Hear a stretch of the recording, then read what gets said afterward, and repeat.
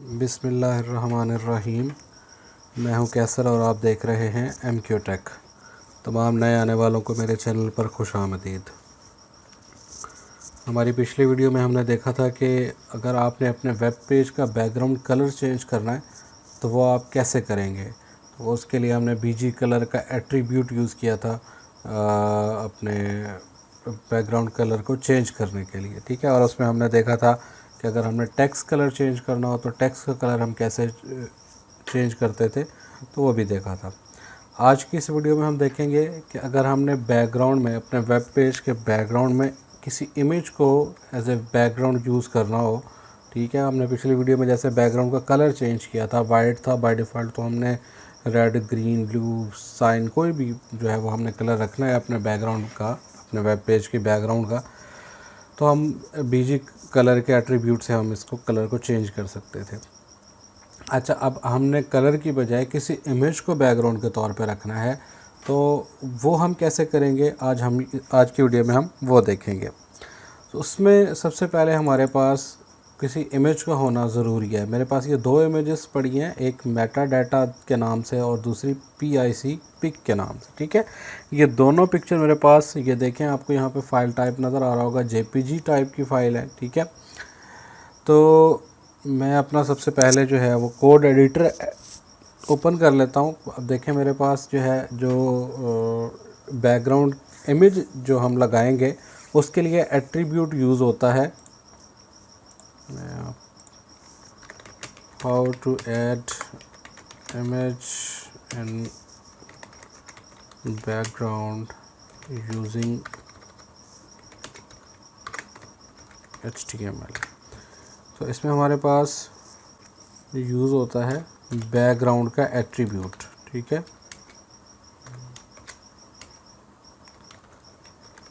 Attribute है और with respect to body tag है, ठीक है। यानी कि आफ्टर द बॉडी टैग्स,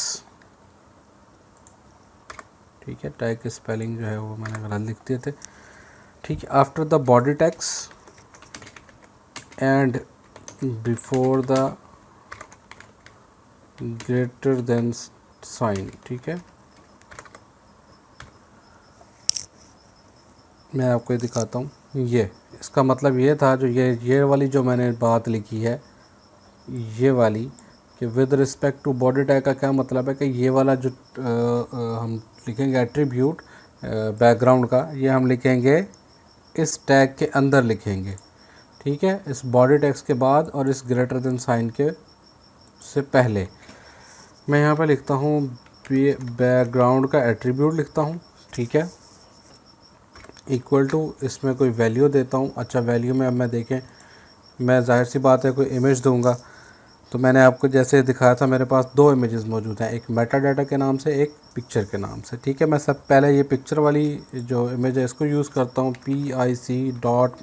मैंने आपको ये बताया था कि जब भी हम इमेजेस कहीं पे यूज़ करेंगे तो उसकी एक्सटेंशन देना ज़रूरी है, उसकी टाइप बताना ज़रूरी है कि ये कौन सी इमेज, ये कौन से टाइप की इमेज है, ठीक है। मैंने आपको जब बताया कि ये JPG टाइप की इमेज है, तो मैंने यहाँ पे JPG लिख दिया। मैंने फ़ाइल को सेव किया। अब मैं ब्राउज़र में आके अपने इस पेज को, जो मैं पेज यूज़ करता हूँ, इसको मैंने ओपन किया। जैसे मैंने ओपन किया तो देखिए मेरे पास ये वही इमेज जो है, वही इमेज आना लग गई। मैं आपको यहाँ ये इमेज ओपन करके दिखाता हूँ।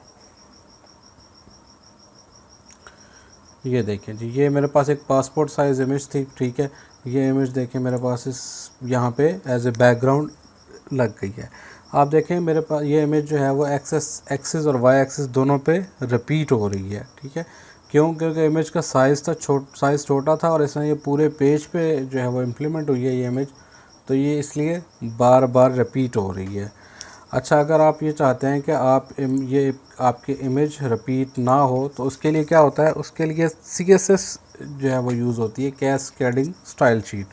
वो हम बाद में देखेंगे। अभी मैं एग्जांपल के तौर पे आपको एक करके दिखा देता हूँ कि वो कैसे होगा, ठीक है। उसके लिए हम स्टाइल का एट्रीब्यूट लिखते हैं, इसमें हम वैल्यू देंगे बैकग्राउंड बैकग्राउंड रिपीट, ये इसका स्टाइल होता है, ठीक है, नो रिपीट, ठीक है। मैं कह देता हूँ कि जी मुझे कोई रिपीट नहीं कराना। मैं फ़ाइल को सेव करता हूँ, रिफ़्रेश किया तो देखें अब फ़ाइल इमेज जो है वो रिपीट नहीं हो रही है, सिर्फ एक ही दफ़ा आई है। अच्छा, अगर मैं चाहता हूँ कि जी ये एक्स एक्सिस पे रिपीट हो, ठीक है, वाई एक्सिस पे ना हो, तो मैं क्या करूँगा, रिपीट और एक्स एक्सिस बता दूँगा कि ये एक्स एक्सिस पे रिपीट हो। मैंने फ़ाइल को सेव करके रिफ़्रेश किया तो देखें ये इमेज जो है वो एक्स एक्सिस पे रिपीट हो रही है। अच्छा, मैं कहता हूँ कि जी मुझे अगर कहीं पे वाई एक्सिस पे इमेज को रिपीट करानी हो तो मैं यहाँ पे सिर्फ वाई कर दूँगा, ठीक है, जहाँ मैंने एक्स लिखा था रिपीट वाई कर दूँगा।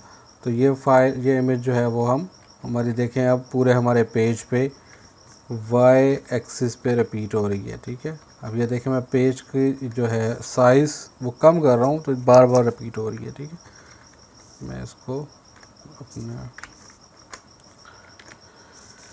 तो इस तरह से हम स्टाइल का एट्रीब्यूट यूज़ करके अपने स्टाइलिंग कर सकते हैं, ठीक है। ये मज़ीद हम डिटेल में देखेंगे जब हम CSS देख कर रहे होंगे। तो ये मैंने सिर्फ आपको एग्जांपल के तौर पे बताया कि अगर आपने किसी इमेज को रिपीट ना करवाना हो तो आप क्या करेंगे, इसमें वैल्यू देंगे कि आपने बैकग्राउंड डैश रिपीट, उसके बाद कॉलन और उसके बाद आप लिखेंगे यहाँ नो डैश रिपीट कि मुझे ये इमेज रिपीट नहीं करवानी। यहाँ हमें एक्स एक्सिस या वाई एक्सिस पे रिपीट करवानी है तो यहाँ पे हम वैल्यू देंगे रिपीट डॉट वाई, ठीक है। इसका मतलब क्या होगा कि इसका मतलब होगा कि ये वाली जो इमेज है इस इमेज को वाई एक्सिस पे रिपीट कराओ, ठीक है। अच्छा, अब मैं इसको यहाँ से ख़त्म कर देता हूँ, ठीक है। ये सिर्फ एक एग्जांपल के लिए मैंने आपको बताया था। फ़ाइल को सेव करता हूँ। अब ये देखें ये फाइल हमारे पास रिपीट हो रही है। अच्छा, अब दूसरी इमेज जो है वो मैं आपको जो मैंने रखी हुई थी ये मैं आपको ओपन करके दिखाता हूँ मेटा डाटा के नाम से। ये एक इमेज है, ठीक है, मैंने गूगल से डाउनलोड की है। ये META मेटा डाटा। मैं फ़ाइल को सेव करता हूँ। अब पेज को रिफ़्रेश करता हूँ तो अब देखें ये इमेज पूरे पेज पे जो है वो फिक्स हो गई है। ये इमेज रिपीट नहीं हो रही। क्यों? इन दोनों में क्या फ़र्क है ये देखें। आपको इसकी डायमेंशन नज़र आ रही होगी, अगर आपको नज़र आ रही है तो देखें 285 और ठीक है, इसकी डायमेंशन जो है 286 मल्टीप्लाइड बाय 368 है और इसकी डायमेंशन आप देखें 600 मल्टीप्लाइड बाय 600 है, ठीक है। तो इसका साइज़ जो है वो विड्थ और हाइट ज़्यादा है मेटा डाटा वाली इमेज की और इसकी कम है, ठीक है। इस वजह से इसकी विड्थ और हाइट कम होने की वजह से ये इमेज रिपीट हो रही थी। इसकी विड्थ और हाइट ज़्यादा थी तो ये रिपीट, क्योंकि पेज पे हमारे कोई जगह ही नहीं बची थी तो इसलिए ये रिपीट नहीं हो रही थी। अच्छा, मैंने आपको एक चीज़ और भी बताई थी कि आपने इमेजेस का एक फ़ोल्डर बनाना है और उसमें रखना है। अब मैंने सारी इमेजेस देखे, मैंने यहाँ पे ये रखी हुई है। अगर मेरी और भी बहुत सारी इमेजेस होती तो यहाँ पे ये पड़ी होती, तो ये कोई अच्छी लुक नहीं दे रही। तो मैं ये क्या करूँगा, यहाँ से ये कट करके और यहाँ पे ये मेरा जो फ़ोल्डर है इमेजेस वाला, इसमें मैं पेस्ट कर दूँगा। इसमें ऑलरेडी मेटा डाटा के नाम की इमेज पड़ी हुई है, ठीक है। मैं कर दूँगा स्किप दिस फाइल। अच्छा, अब देखते हैं, फ़ाइल को सेव करते हैं और ब्राउज़र में जाके अपने पेज को रिफ़्रेश करते हैं, ठीक है।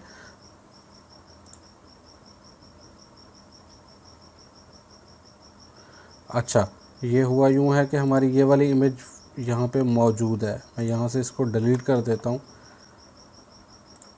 अब मैं सेव करके अपने पेज को रिफ़्रेश करता हूँ। अब देखिएगा, अब इमेज ख़त्म हो गई है। क्यों? क्योंकि अब मैंने इमेज का सही पाथ नहीं दिया हुआ है। मैंने क्या कहा है कि मैंने कहा है जी जो जहाँ पे ये पेज पड़ा हुआ है practice.html का, जहाँ पे ये पेज पड़ा हुआ है वहीं पे ये इमेज पड़ी हुई है, लेकिन अब तो यहाँ पे ये इमेज नहीं है। तो इसलिए मेरे ये इस पेज से, ब्राउज़र के इस पेज से, वेब पेज से इमेज ख़त्म हो गई है। अब यहाँ पे हमें नज़र नहीं आ रही है।